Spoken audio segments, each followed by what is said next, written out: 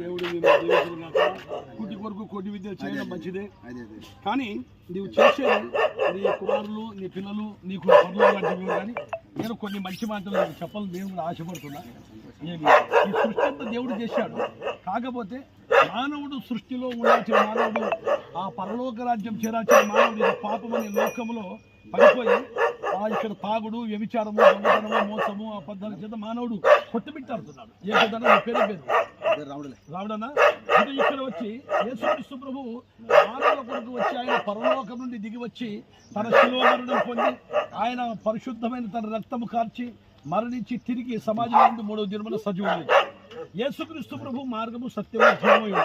ఎందుకంటే అందుకే ఆ మరణం తప్పించుకోవడం ఇలా చూడండి, ఇక్కడ ఆ మరణం తప్పించుకోవడం కానీ మంచిదే.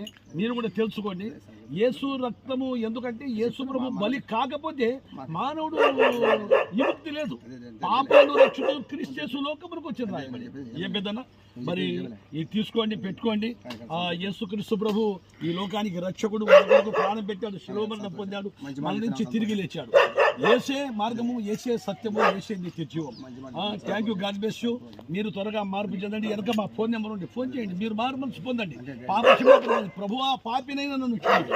రెండే మాటలు ఏమన్నారు. దేవుడు మిమ్మల్ని దీవించి ఆశీర్వదించును గాక. మరి ఏ ఊరన్నా?